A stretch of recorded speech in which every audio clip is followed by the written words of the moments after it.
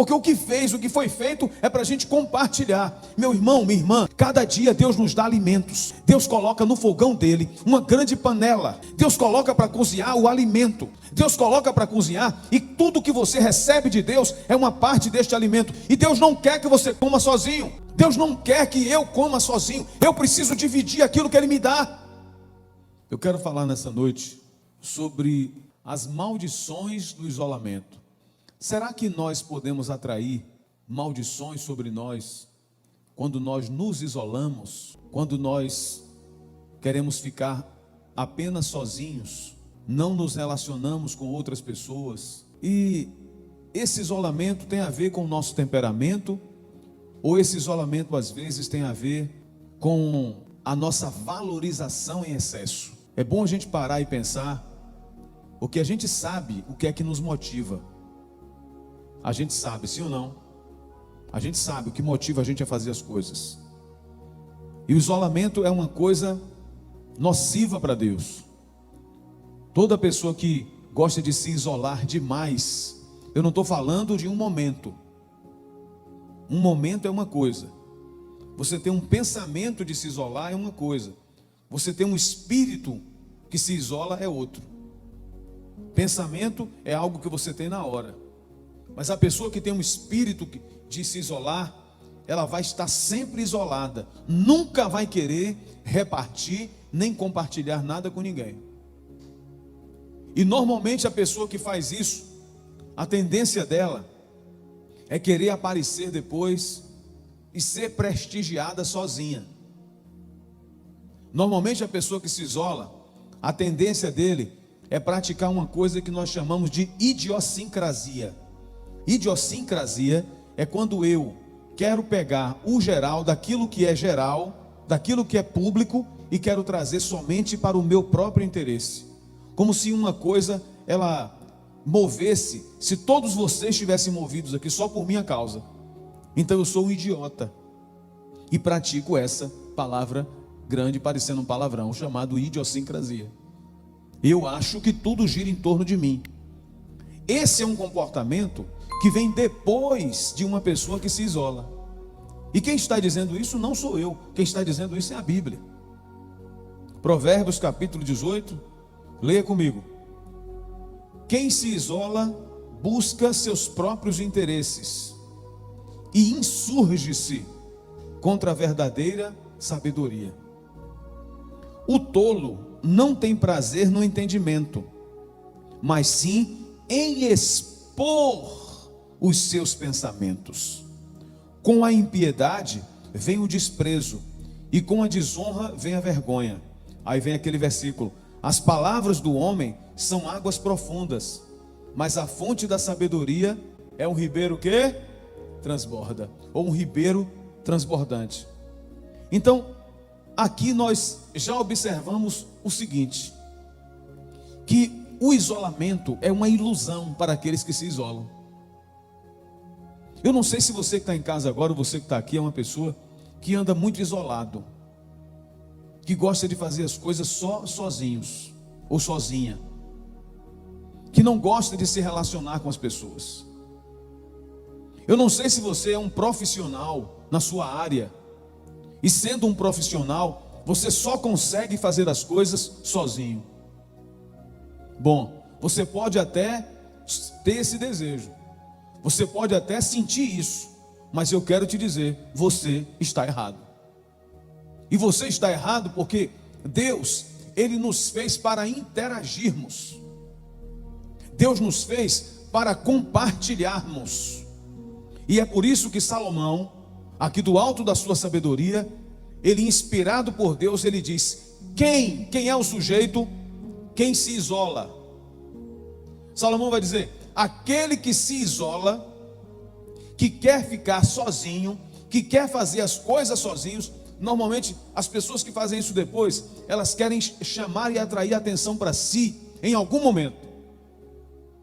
Ele diz: aquele que se isola, ele é egoísta. É daquele palavrão que eu falei. É uma pessoa egoísta. Ele busca apenas o seu próprio interesse.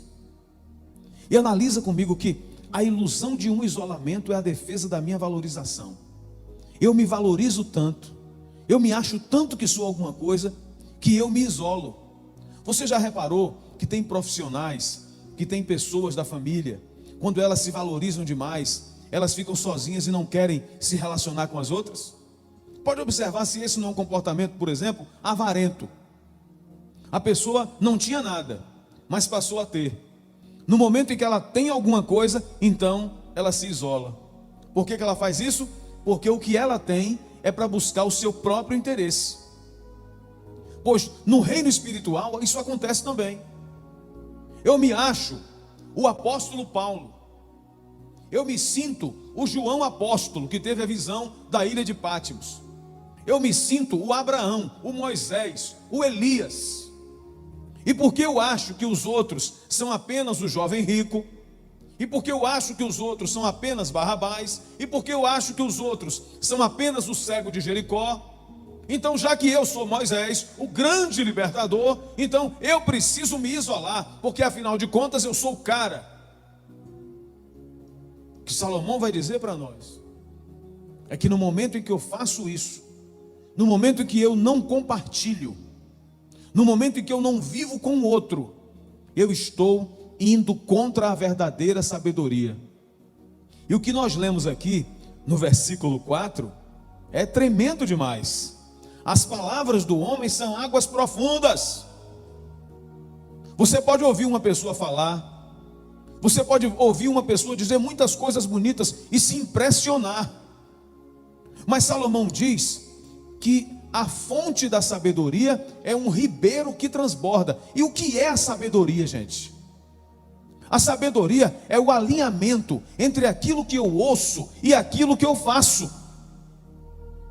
A sabedoria é aquilo que eu ouço e aquilo que eu pratico.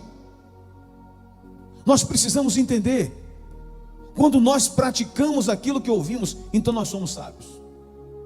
Tem gente que só tem águas profundas. Veja a história do mundo. Veja quantas pessoas inteligentes você conhece, extremamente intelectuais que você conhece, mas vai olhar para a vida dele. Se o que ele sabe filosoficamente resolveu alguma coisa na vida dele.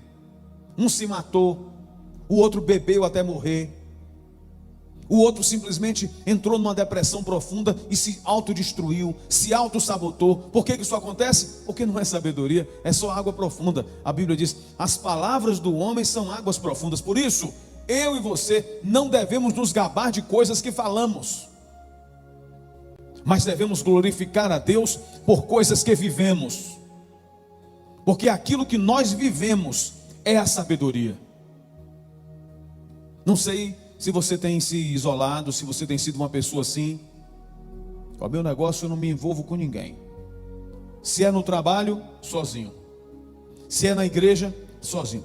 Meu negócio na igreja é o seguinte: eu chego na igreja, assisto meu culto, é assim, viu? Você percebe logo a pessoa que é egoísta, porque ela chama tudo de meu, é sempre o pronome pessoal, possessivo, meu. A minha igreja.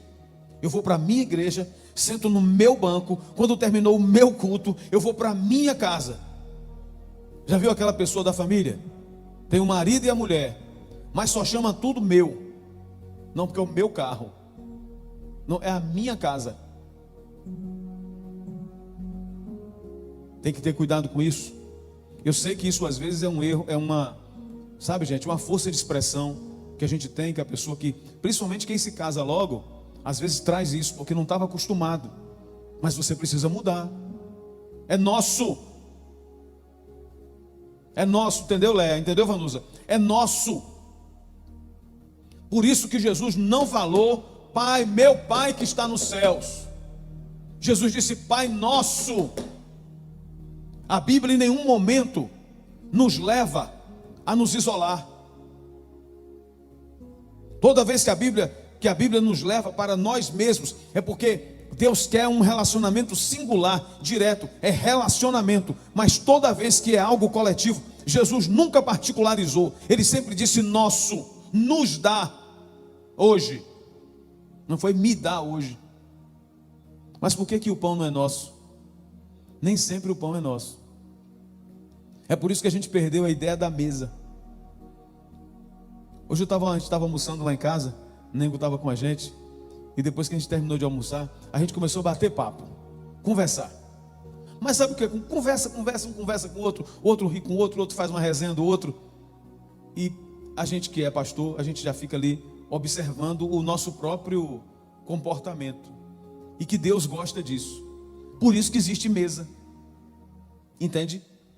É por isso que existe mesa. Deus fez uma mesa para a gente almoçar justamente por isso. Porque ali a gente compartilha coisas. Você chega em casa, você já viu aquela pessoa que tem em casa, que ele chega à mesa, ele vai antes, ele pega a comida toda, bota no prato dele, come e os outros ficam sem? Está aqui, ó. Só pensa em si.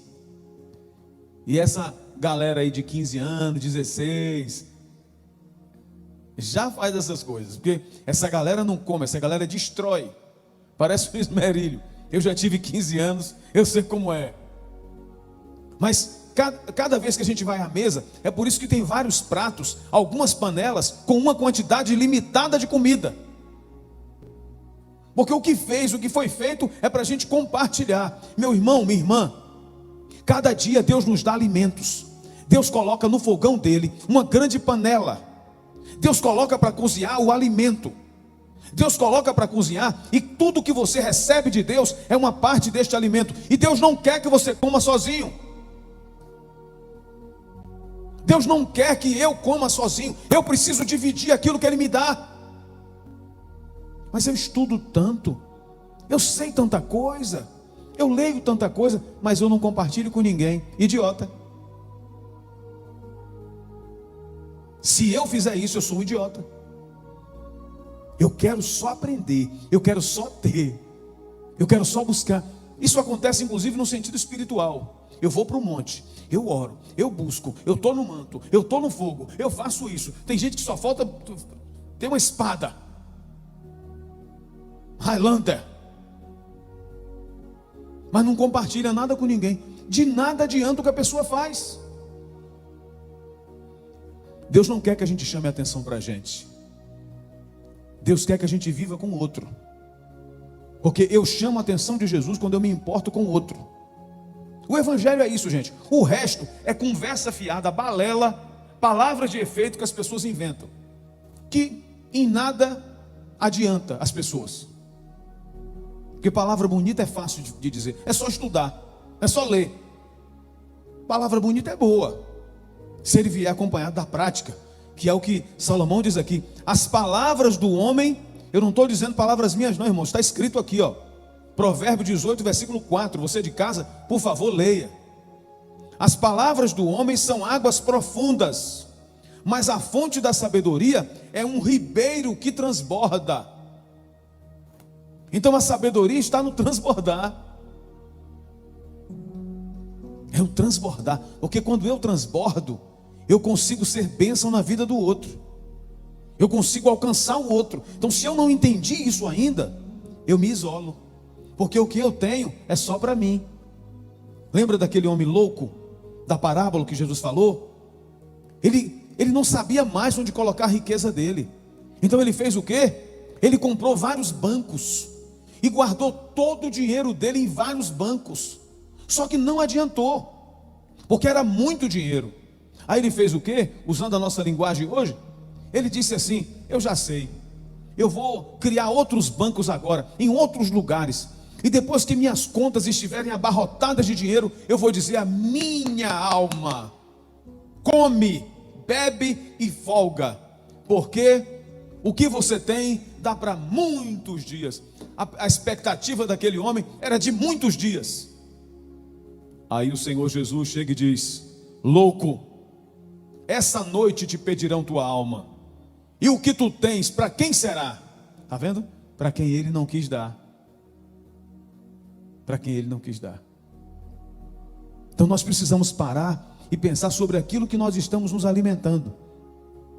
Veja cada dia que você vive, cada dia que você vai viver. Veja como uma grande casa esse mundo, e veja a hora do almoço como uma grande mesa, onde tem tudo para a gente comer. E Deus quer que a gente compartilhe. Mas tem gente que não faz isso. Tem gente que vai em uma festa, se ele puder, ele leva uma bolsinha. E além de comer quase tudo, ele leva o resto para casa. Bom, se a pessoa levou alguma coisa para casa, para a esposa, para o esposo, para alguém que está em casa, mas todo mundo comeu, amém.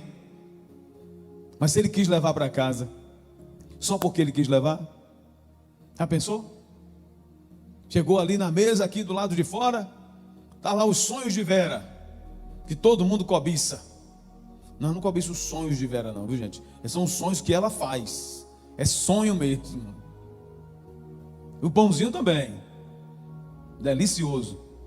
Aí a pessoa chega assim, chega na mesa e faz assim, ó, e leva. Você já passou na sua família por essa experiência de chegar em casa e não ter comida mais? O pessoal de antigamente lembra que antigamente não era igual hoje não. Antigamente quando comprava o pão na padaria ou na venda, era assim, um para cada um. Esse dia eu estava falando isso com meus filhos. Estão pensando que era assim? Que você chega hoje, come. Aliás, estava falando aqui na igreja. Teve um sujeito aqui que falou comigo: eu como 5 de uma vez. Está pensando que na minha época era assim? Quando a gente era criança era assim? Não era não. A gente aprendia mais a repartir. Quando a gente tem com abundância às vezes, a gente não entende a necessidade do repartir. Não, eu vou comer essa parte aqui e esse daqui eu vou deixar para o meu pai. As famílias antigamente eram assim.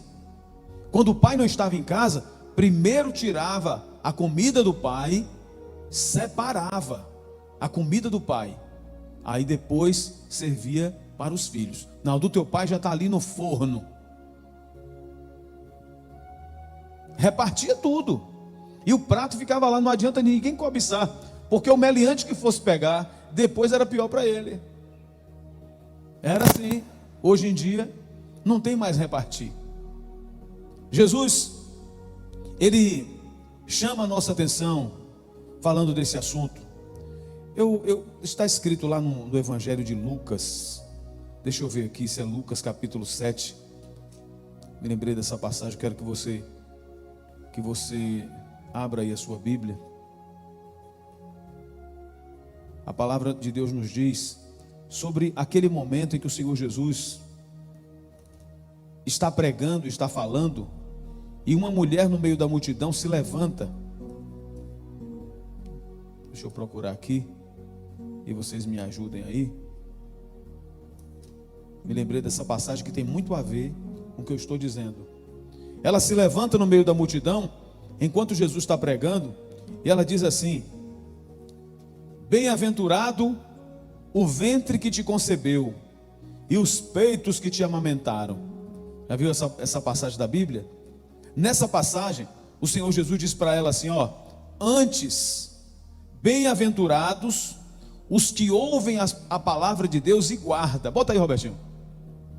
Ela diz: bem-aventurado o ventre que te concebeu e os peitos que te amamentaram.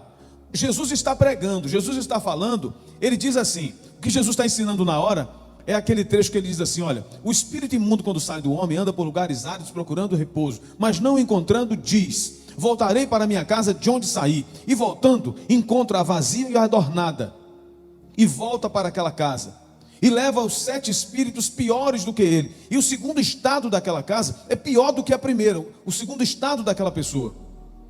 Quando a mulher ouve isso, ela está no meio da multidão, se levanta, chama a atenção só para si, e diz: bem-aventurado. Ou seja, o que ela está querendo falar naquele momento, e dizer naquele momento, é chamar a atenção para Jesus. Analisa bem como é que Jesus ensina a gente.